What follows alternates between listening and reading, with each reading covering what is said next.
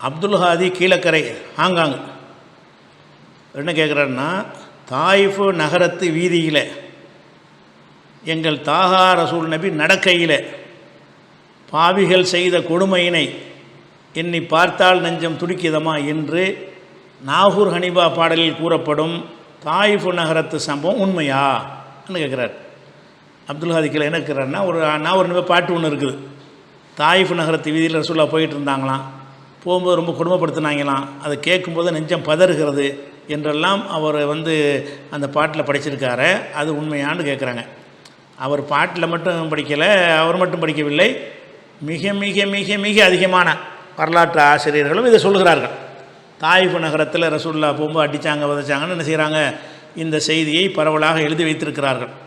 ஆனால் இந்த தாயிஃபு நகரத்து செய்தி என்பது ஒரு ஹதீஸை தப்பாக புரிந்து கொண்டதால் வந்த ஒரு கருத்து தானே தவிர, தாயிஃபு நகரத்து வீதியில் ரசூலுல்லாஹ் நடக்கவும் இல்லை, அங்கே அவங்க யாரும் அடிக்கவும் கிடையாது, அப்படி ஒரு சம்பவமே தாயிஃபில் நடக்கவும் கிடையாது. ஆனால் ஒரு ஹதீஸை தவறாக புரிந்து கொண்டு என்ன செய்கிறாங்கன்னு கேட்டால், தாயிஃபு நகரத்து வீதியில் இவங்களும் சொல்லிட்டாங்க.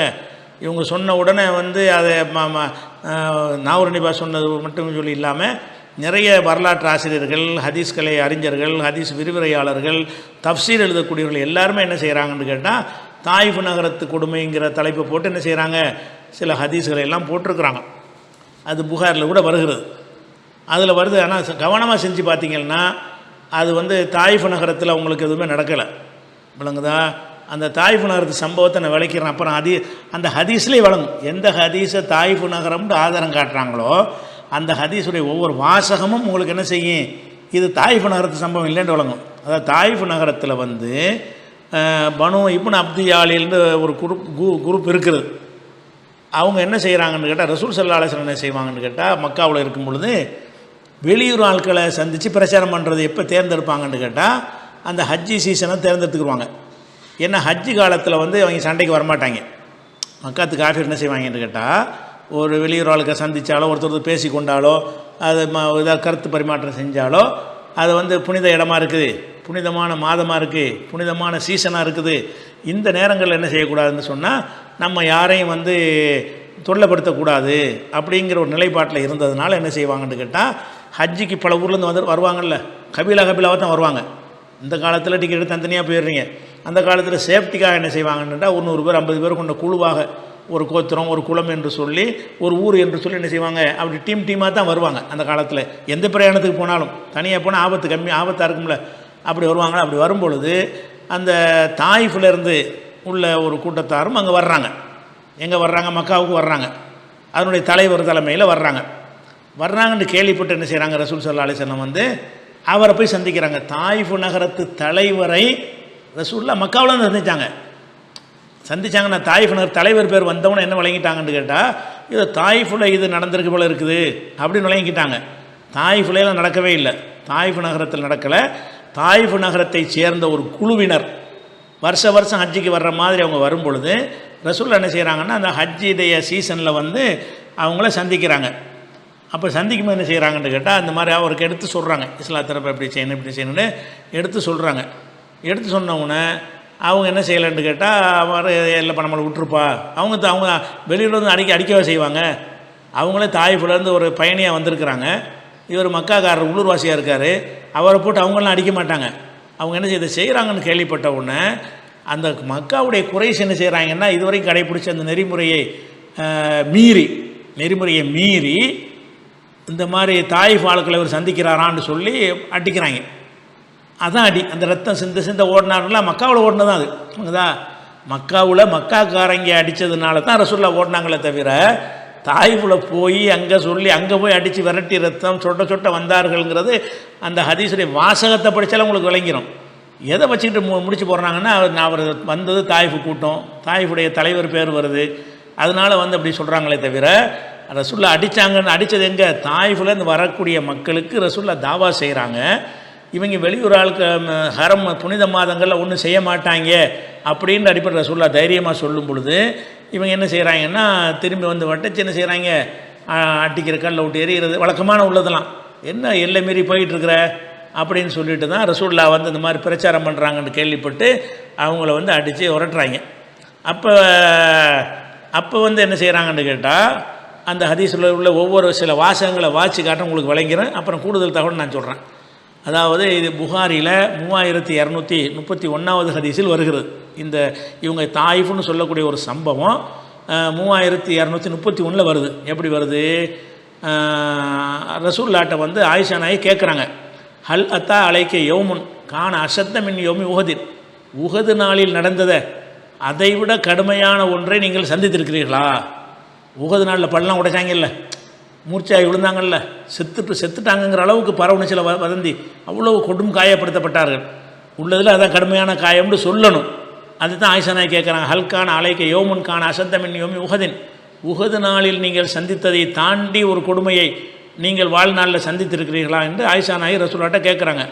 கால ரசூல்லா சொல்கிறாங்க, லக்கது லக்கீத்து மின் கௌமிக்கு, உன் சமுதாயத்திடமிருந்து நான் சந்தித்திருக்கிறேன். மா லக்கீத்து, நான் சந்திக்க வேண்டியலாம் சந்திச்சிருக்கிறேன்.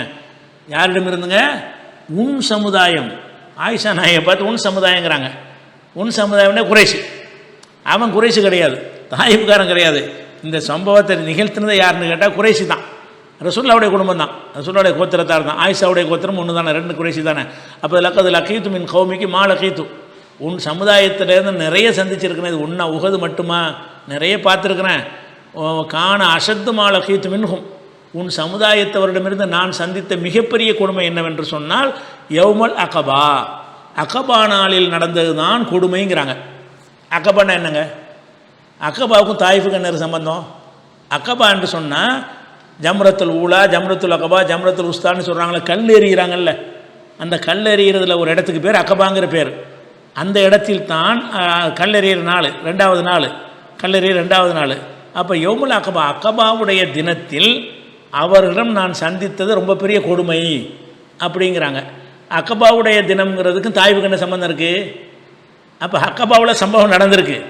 அகபா என்பது மக்காவில் மக்காவுடைய ஹரமுக்குள்ளே இருக்குது. மக்கா விட்டு கொஞ்சம் தள்ளி இருந்தாலும் மினாவுல மக்காவை சேர்ந்தது தானே, மினாவில் இருக்குது. அகபாங்க மினாவில் இருக்குது. மினாவில் பலர் வந்து கூடார தங்கியிருக்கும் பொழுது இவங்களையும் போய் என்ன செய்வாங்க, ரசூல்லா போய் சந்திக்கிறாங்க. ஒரு ஆளை வந்து சந்திக்கிறாங்களா, அதை சொல்கிறாங்க. உன் சமுதாயம் செஞ்ச கொடுமையில் பெரிய கொடுமை என்னன்னு கேட்டால் அகபா நாளில் நான் சந்தித்தது தான். அகபா நாளில் சந்தித்தது என்பது எப்படி தாயிஃபாக இருக்கும்? தாயிஃபுடைய அகபா இருக்குது. அகபா நாளில் ரசூல்லா தாயிஃபுக்கு போனாங்க. தாயிஃபில் உள்ள சம்பவத்தை அகபா நாளுங்கிற பேரில் சொல்லவா செய்வாங்க? அப்போ காண அசத்தமா லக்கீத்து மின்ஹும் யௌமுல் அகபா சொல்லிவிட்டு இது அரல்து நஃப்சி, அது எப்போ நடந்தது என்றால் நான் என்னை அறிமுகம் செய்தேன். அலா இப்னு அப்தி யாலீல் பின் அப்து குலால், இப்னு அப்து யாலீல் என்பவருக்கு என்னை நான் அறிமுகம் செய்தேன். அப்படின்னு அக்கபாவுக்கு வந்திருக்கார். அவர் ஹஜ்ஜிக்காக வேண்டி அக்கபாவுக்கு வந்து மினாவில் வந்து அவர் தங்கி இருக்கிறாரு. அவரை போய் நான் பார்த்து அரல்து நஃப்சி, இது புகாரில் வரக்கூடிய ஹதீஸுங்க. இது தான் அக்கபா சம்பவம்னு ப்ராக்கெட்டில் போட்டு கதையெல்லாம் எழுதிருப்பாங்க. ப்ராக்கெட்டை கழிச்சு நீங்கள் வாசிக்கணும். ப்ராக்கெட்டை சேர்த்தியல்னா இவங்க நினச்சதெல்லாம் சொல்லியிருப்பாங்க. ப்ராக்கெட்டை கழிச்சிட்டியல்னு சொன்னால் இதான் உள்ள விஷயம். இது அரல்து நஃப்சி, என்னை நான் அறிமுகம் செய்து கொண்டேன். யாருக்கு? அலா இப்னு அப்தி யாலீல் பின் அப்தி குலால் என்பவருக்கு என்னை அறிமுகம் செய்தேன். எப்படி செய்ய? நான் தான் அல்லாஹ்வுடைய தூதர், எனக்கு அல்லாஹ்ட்டருந்து வஹி வந்திருக்குது அப்படிங்கிற மாதிரி இவர் என்ன செய்கிறாருன்னு கேட்டால் ரசூல்லா வந்து அந்த ஒரு ஆளை இவர் தான் தாயிஃப் தலைவர். இந்த ஆள் தாயிஃபுடைய தலைவராக இருக்கக்கூடிய இந்த ஒரு ஆளை எங்கே வச்சு சந்திக்கிறாங்க? மினாவில் வச்சு சந்திக்கிறாங்க. எப்போ சந்திக்கிறாங்க? 12ஆம் நாளில், துல்ஹஜ் 12 மினாவுடைய நாள் தானே, அகபாவுடைய நாள். 12ஆவது நாளில் என்ன செய்கிறாங்க? அவரை சந்திக்கிறாங்க. சந்தித்த உடனே புலம் விஜுபுனி இல்லாமல் அறத்து, நான் விரும்பியதற்கு அவர் பதில் சொல்லவில்லை. இவ்வளோதான். அவர் நமக்கு முடியாது, பணம் ஏற்றுக்கிற முடியாது. என்ன செஞ்சுருப்பாங்க? அல்லாஹ் நம்புவாங்க, நான் இறை தூதர் இருப்பாங்க, இதுதானே சொல்லியிருப்பாங்க. வேறு என்னத்தை போய் சொல்ல போகிறாங்க? விருந்து கூப்பிட போகிறாங்களா? இந்த டாபிக் தாவா தானே, தாவா சம்பந்தமான விஷயங்களை அவர்கிட்ட போய் எடுத்து சொல்கிறாங்க. அவர் புலம் யூஜி பண்ணி இல்லாமல் அறத்து, நான் எதை விரும்பி அவர்கிட்ட போய் பேசினேனோ அதை அவர் ஏற்றுக்கொள்ளவில்லை, போய வேலையை பார்த்துன்னு இதை சொல்லியிருப்பார். சின்ன ஆள்லாம் தூண்டி விடல, ஒரு நெஞ்சில் தூண்டி விடுற சக்தியில் அவர் இல்லை. அவர் வெளியூர் வாசி அங்கே வந்திருக்கிறார். அவர் யாரையும் தூண்டிலாம் உள்ள ஃபன்தல குத்து வான மகமும் நல்லா வஜிகி, நான் ரொம்ப கவலைப்பட்டவனாக அப்படி நடந்து வந்து கொண்டே இருந்தேன். ஃபலம் அஸ்தஃபிக்கு இல்லாவான பி கர்னு சாலிபி, கர்னு சாலிபி என்ற இடத்துக்கு வந்து தான் நான் விழித்தேன். அப்போ ஒரே கவலையில் அப்படி போய் என்னடா வெளியூர் ஆட்கள்லாம் கேட்டு ஏற்றுக்கிற மாட்டேங்கிறாங்கன்னு கவலைப்பட்டுக்கிட்டு நான் வர்றேன். வந்து நான் எப்போ முழிக்கிறேன்னு கேட்டால் கர்னு சாலிபு என்ற இடத்துக்கு வந்து தான் முழிக்கிறேன் அப்படிங்கிறார். கர்னு சாலிபுங்கிற ஒரு இடம் எங்கே இருக்குதுன்னு கேட்டால் அது மக்காவில் தான் இருக்குது. கர்னு சாலிபு வந்து அதாவது கர்னு சாலிபுங்கிற இடத்த குறிப்பிட்றாங்கல்ல, இது தாயிஃபில் உள்ள இடம் கிடையாது. அவர்கிட்ட போய் பேசிட்டு வர்றாங்க. எங்கே பார்க்குறாங்க? கர்னு சாலிபுங்கிற இடத்துக்கு வர்றாங்க. கர்னு சாலிபுக்கு என்ன செய்கிறான்னு கேட்டால் ஒமிம் மஸ்ஜிதில் மினாவுடைய மஸ்ஜிதில் இருந்து இலா கர்னி சாலிபு வரைக்கும் அல்ஃபிதிராயின் ஒ ஹம்சுமேத்தின் சலாசுன திரான் 1530 முழம். அதாவது மினா அந்த கர்னு சாலிபு எங்கே இருக்குன்னு கேட்டால் மினாவில் தானே விரட்டி விட்றாங்க. மினாவில் தானே போய் அவரை பார்க்குறாங்க. மினாவில் இருந்து 1530 முழம். முழம்னு சொன்னால் ஒரு 500 மீட்டர். 500 மீட்டர்னால் ஒரு 1/2 கிலோமீட்டர். சரியா? அப்போ மினாவில் இருந்து ஒரு 1/2 கிலோமீட்டர் தொலைவில் கர்னு சாலிபு இருக்குது. அப்போ தாயிஃப் வந்து 1/2 கிலோமீட்டர் இருக்குது. மதீனாவில் இருந்து 1/2 கிலோமீட்டரில் தாயிஃப் இருக்குதுன்னு. அப்போ அவர் ரசூல்லா வந்து அவரை சந்திச்சுட்டு வரும்பொழுது கர்னு சாலிபுங்கிற இடத்துக்கு வர்றாங்க. கர்னு சாலிபுக்கு தான் அர்த்தம்னு யார் சொல்கிறாருன்னு கேட்டால் நிறைய பேர் சொல்கிறாங்க. ஒரு சான்றா சொல்வதாக இருந்தால் 250 மூத்தா போன ஒரு அறிஞர் அஹ்பார் மக்கான்னு ஒரு புக் எழுதியிருக்கிறாரு. மக்காவின் ஷேஃபா அசரக்கு இவர் பேர். அசரக்கு என்பவர் வந்து அஹ்பார் மக்கான்னு ஒரு புக் எழுதியிருக்கிறாரு. இவருடைய காலம் வந்து 250. புகாரிக்கெல்லாம் முந்தின பழைய காலத்து ஒரு ஆள். அவர் சொல்கிறாரு கர்னு சாலிபு என்பது மினாவிலேருந்து எடுத்துக்கிட்டிங்கன்னா ஒரு 1/2 கிலோமீட்டருங்கிறார். அப்போ மினாவிலேருந்து 1/2 கிலோமீட்டர் தூரத்துக்கு வரும் பொழுது தான் இப்போ திருப்பி வாங்க கர்னு சாலிபுக்கு இந்த அர்த்தம் இவர் மட்டும் சொல்லலை. சரி, இன்னொன்று சொல்லிடுறேன். அந்த அக்கபாவுடைய நாள்னு அந்த அதிசயில் வந்துச்சுல, இந்த அக்கபாவுடைய நாள் எதுங்கிறதுக்கு வந்து வேறு ஏதாவது மீனிங் நம்ம செஞ்சிடக்கூடாது என்பதற்காக வேண்டி உம்தத்துல் காரி புகாரியுடைய சரகளை என்ன செய்கிறாருன்னு கேட்டால் யௌமுல் அக்பா என்பது ஹியல்லத்தி துன்சபிலேஹா ஜம்ரத்துல் அகபா. ஜம்ரத்துல் அகபா என்பதை சேர்த்து சொல்லுவாங்களே அதுதான் அகபா. ஒஹிபி மினா, அது மினாவில் இருக்கிறது. உம்தத்துல் காரியில் என்ன செய்கிறாரு அகபாவுடைய இரவில்னு அவர் சொல்கிறார்ல, அகபாவுடைய நாளில்னு. ஒரு அக்கபாண்ட நிறைய 1000 அக்கபா இருக்கலாம்ல. ஏதோ தாயிஃபில் ஒரு அக்கபாண்டு ஒரு ஏதோ மலை குன்று இருக்கும் போல இருக்குது, அங்கே போய் பார்த்தாங்கன்னு நீ திசை போகலான்னு கேட்டால் அது முடியாதுன்னு கவுண்டர் கொடுத்துட்றாரு. யார்? உம்தத்துல் காரியில் செய்கிறார். அக்கபா என்று சொன்னால் ஹிய அகபா என்பது அல்லத்தி துன்சபிலேஹா ஜம்ரத்துல் அகபா. ஜம்ரத்துல் அகபான்னு சேர்த்து பேசுவாங்களே அந்த அகபா தான் இது. ஒஹியபி மினா, இது மினாவில் இருக்கிறது. அப்போ மினாவில் தான் அவரை பார்த்தார்கள். யாரை பார்த்தாங்க? தாயிஃபுடைய தலைவரை மினாவில் பார்த்தார்கள். பார்த்துட்டு நல்ல பதில் அவர் சொல்லலை. அப்படி கவலைப்பட்டுக்கிட்டு என்ன ஒரு மனுஷனை ஏற்றுக்கிற மாட்டேங்கிறாங்களேன்னு ரொம்ப கவலையோடு அவங்க வர்றாங்க. கர்னு சாலிபுக்கு வந்துடுறாங்க. 1/2 கிலோமீட்டர் வர்றாங்க. அதாவது ஒரு சுய நினைவு இல்லாமல் வர்றாங்க. எப்படி வர்றாங்கன்னு வருது, என்னை உணராத நிலையில் நான் வந்துக்கிட்டு கவலையில் வந்துக்கிட்டு இருக்கும் பொழுது உலம் அஸ்தபிக்கு எனக்கு தெளிவு வரவில்லை. இல்லாவானபி கர்னி சாலிபி, கர்னு சாலிபுக்கு வர்ற வரைக்கும் நான் தெளிவு வரல. கவலையிலே வந்து எங்கிட்டு போகிறோம் எங்கே போகிறோன்னு தெரியாமல் நடப்போம்ல, அப்படி நடந்து வந்துக்கிட்டு இருக்கிறேன் கவலையில். அப்போ கர்னு சாலிபு ஃபராத்து ராசி. அப்போ நான் தலையை உயர்த்தி பார்க்குறேன். ஃபைதா நபி சஹாபத்தின் கதை அல்லல்லத்தினி, எனக்கு ஒரு மேகம் நிழலிட்டு கொண்டிருக்கிற மேகம் அப்படி தலைக்கு மேலே நிற்கிது, வெயில் படாமல் காப்பாற்றுது. இப்போ நலர்த்து, நான் உன்னிப்பாக கவனித்தேன். ஃபைதா ஃபிஹா ஜிப்ரீலு, அங்கே ஜிப்ரீல் தென்படுகிறார். இப்போ நாதானி, அவர் என்னை அழைத்தார். இப்போ காலை சொன்னார், இன்னல்லாஹ கசமியா கவுல கௌமிக்கு இலக்க, உன் சமுதாயம் உனக்கு என்ன பேசினார்களோ அதை அல்லாஹ் கேட்டுக்கொண்டான். ஒமா ரத்து அலைக்கே, உனக்கு என்ன பதில் சொன்னார்களோ அதையும் அல்லாஹ் கேட்டுக்கொண்டான்னு சொல்கிறாரு. இப்போ தான் விளங்குது அங்கே அடித்து விரட்டிருக்காங்கன்னு சொல்லி. அவங்க நான் சுயநினைவு இல்லாமல் வந்தேங்கிறாங்கல்ல, அவன் மறுத்ததுனால சுயநினைவு இல்லாமல் வரல. மறுத்தது மட்டும் இல்லாமல் உன்னுடைய கவுமு, இவன் வந்து அப்து யாலிலுங்கிறது ரசூல்லாவுடைய கவுமு கிடையாது, வெளியூர்கார ஆள், குறைசி கிடையாது. அப்போ உன்னுடைய கவுமு என்றால் யார்? குறைசிகள். அப்போ ஜிப்ரீல் கேட்குறாரு, முகமது உன்னை இவங்க என்னவெல்லாம் பேசுனாங்க நாங்கள் எல்லாம் கேட்டு தான் இருந்தோம். அப்போ அவர்கிட்ட அப்து யாலிகிட்ட பேசும்போது அவங்க வந்து டிஸ்டர்ப் பண்ணுறாங்க, அவங்க திட்டு மட்டும் நம்ம ரத்து அழைக்க உனக்கு என்ன மறுமொழி கொடுத்தார்கள்? மறுமொழி என்றால் கல்லாலும் கொடுத்துருப்பார்கள், சொல்லாலும் கொடுத்துருப்பார்கள். அப்போ உன்னை என்ன பேசுனாங்க, உன்னை என்ன செஞ்சாங்க எல்லாம் அல்லாஹ்வுக்கு தெரியும். அப்போ கொடுமை நிகழ்ந்ததை பற்றி இருக்குது, அதில் மூடலாம். வேறு ஹதீஸில் தெளிவாக வருது, அடித்ததெல்லாம் வருது. இதில் என்ன வருதுன்னு கேட்டால் நான் கவலையாக நான் வந்தேன் மட்டும்தான் இருக்கிறது. அப்போ ஜிப்ரீலை பார்த்தோன்னே ஜிப்ரீல் கேட்குறாரு, நீ கவலைப்படாத, உன்னை இவங்க என்ன பேசுனாங்க, உன்னை என்ன செஞ்சாங்கன்ட்டு அல்லாஹ் பார்த்துட்டு தான் இருக்கிறான். அப்படின்னா என்னமோ செஞ்சுருக்காங்கன்னு விளங்குதில்ல. அதைத்தானே மிகப்பெரிய கொடுமைங்கிறாங்க ரசூல்லா. இதை சொல்லிட்டு தான் இதுதான் நான் சந்தித்ததில் பெரிய கொடுமைன்னா அதில் விளங்குகிறது அடித்து பின்னியிருக்காங்கன்னு விளங்குது. அவரை சந்திச்சுட்டு வந்ததுனால அடிச்சனை துவம்சம் பண்ணியிருக்கிறாங்க. அப்போ ஜிப்ரீல் சொல்கிறார், உக்காது பாச இலைக்க மலக்கள் ஜிபால், ஜிபால் அதான் மலைகளுக்கு உரிய மலக்குகளை எல்லாம் அனுப்பி வைத்திருக்கிறான். லி தாமுரகு பிமா சேத்தவீகும், அவர்கள் விஷயமாக நீ விரும்பியதை நீ உத்தரவு போட்டுக்க சொல்லிட்டு ஃபனாதா நீ மலக்கு, அடுத்த நிமிஷம் மலக்குள் ஜிபால், மலைகளுக்கு பொறுப்பான மலக்கு என்னை அழைத்தார். இப்போ சல்லம் அலைய, எனக்கு சலான் சொன்னார். சும்மா கால, பிறகு சொன்னார், யா முஹம்மத், முகம்மதே, தாலிக்கு ஃபீமா ஷேத்த, இது உன் விருப்பத்தில் தான் இருக்கிறது, முடிவு உன் கையில் தான் இருக்கிறது. இன்ஷேத்த அன் உத்திபிக்க அலைக்குமல் அஹ்ஷபைன், இந்த இரு மலைகளையும் வச்சு ஒன்றாக நசுக்கி இவர்கள் மீது நசுக்கிடுறேன், நீ மாத்திரம் சொல்லு அப்படிங்கிறாங்க.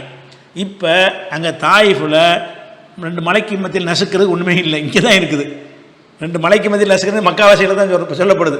நீ ஏன்னா அவன் தாயிஃபை செய்யவும் முடியாது. தாயிஃபுக்காரன்ட்ட போயிருந்தா ஃபஸ்ட் டைம் போகிறோம், அடித்து விரட்டுறான், அதுக்காக வேண்டி எல்லாம் செய்வான். கொடுமை எல்லைக்கு மீறி போய் இவங்க தேர மாட்டாங்கன்னு வரும்போது தான் இந்த மாதிரியான ஆக்ஷன்லாம் எல்லாம் எடுப்பான். முதல்ல தாயிஃபுக்கு போய் சொல்லும்போது முதல்ல விரட்டி விட்டான்னு அதுக்காக வேண்டி எல்லாம் அப்படி நசுக்கிடுமான்னு கேட்பானா? ஒட்டுமொத்த சமுதாயமும் செஞ்சதை எடுத்துக்கிறோன்னா இல்லை, இவங்க சமுதாயம் 50 பேரும் சேர்ந்து செஞ்சாங்க. இவங்களுக்கு இந்த கேள்வியை கேட்கலாம். 2 மலையை காட்டு, 2 மலைக்கு நடுவில்னா தாயிஃபை நசுக்கிற மாதிரி 2 மலை இல்லை, மக்காவை நசுக்கிற மாதிரி 2 மலை இருக்குது. அந்த 2 மலைகளுக்கு மத்தியில் 2 மலை இறுக்கி வச்சு அவ்வளோ வரையும் காலி பண்ணட்டுமான்னு கேட்குறாரு. அப்போ ரசூல்லா என்ன செய்கிறாங்கன்னு கேட்டால், பல் அர்ஜு ஐ யுஹ்ரிஜ் அல்லாஹு மின் அஸ்லாபிஹிம், இவருடைய முதுகுத்தண்டில் இருந்து மை யாபதுல்லாஹ வஹதஹு, அல்லாவை மட்டும் வணங்கக்கூடியவர்களை அல்லாஹ் வெளிப்படுத்துவான் என்று நான் நம்புகிறேன், அதனால் அழிச்சிட வேண்டாம், இவன் வராட்டியும் புள்ள ஒட்டியில்லாத வருவாங்க அப்படின்னு நான் சொன்னேங்கிறாங்க. இப்போ இது எல்லாத்தையும் வச்சு பார்க்கும்போது தாயிஃபாக இருந்தால் அங்கே நசுக்கிறதுக்கு மழை இல்லை. 2வது இது செஞ்சு உடனே அழிக்க வேணாம்ல, எவ்வளோ டைம் கொடுக்குறான், 950 வருஷம்லாம் கொடுத்துட்றான் டைம். அழிக்கிறதுங்கிற கோவம் எப்போ வரும்னு கேட்டால் எல்லையும் மீறி அநியாயம் பண்ணியிருக்கிறாங்க. அந்த தாயிஃப் பிரச்சனையில் அந்த தாயிஃப் தலைவரை பார்த்து விட்டு ரசூல் ஸல்லல்லாஹு அலைஹி வஸல்லம் அவர்கள் மினாவில் இருந்து கர்னு சாலிபுக்கு 1/2 கிலோமீட்டர் நடந்து வரக்கூடிய அந்த 1/2 கிலோமீட்டரில் நடந்த கொடுமை சொல்லி மாளாதுன்னு எதை வச்சு சொல்கிறோம்னு கேட்டால் ரசூல்லா ஆயிஷா சொல்கிறாங்களே அதை வச்சு தான்.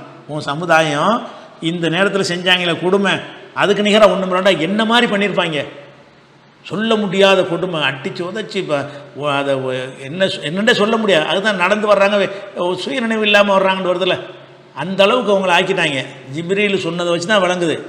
என்ன விளங்குது? அது சும்மா நடந்து வரல, பேசிட்டு வந்த உடனே இவங்க கேள்விப்பட்டு இவங்க டிஸ்டர்ப் பண்ணி செஞ்சுருக்கேன். கவுமுக்காண்டு வருது, உங்கள் கவுமுன்னு வருது. ஆயிஷா நாயிட்ட ரசூல்லா சொல்லும் போதும் உங்கள் கவுமுங்கிறாங்க, ஜிப்ரீல் ரசூல்லாட்ட பேசும்போதும் உங்கள் கவுமுங்கிறாங்க. அவன் எப்படி தாயிஃபுக்காரனாக இருப்பான்? அப்போ இந்த தாயிஃபில் அடித்ததுங்கிற ஒரு சம்பவமே கம்ப்ளீட்டாக என்னது, அப்படியே பச்சை பொய் அது. இந்த ஹதீஸை வச்சுக்கிட்டு தாயிஃபின் வழங்க நீங்கள் ஒருக்கா படித்து பாருங்கள், ஹதீஸ் நேரடி அர்த்தத்தை படிங்க. அக்கபாவுடைய நாள்டா என்ன, அது ஏன் இங்கே வருது? கர்னு சாலிபுக்கு வர்றாங்கன்னா கர்னு சாலிப் தாயிஃபில் எங்கே இருக்குது? கர்னு சாலிப் இங்கே தானே இருக்குது. இங்கே மக்காவில் நடந்த சம்பவம் என்று இந்த ஹதீஸ் தெளிவாக சொல்லுது.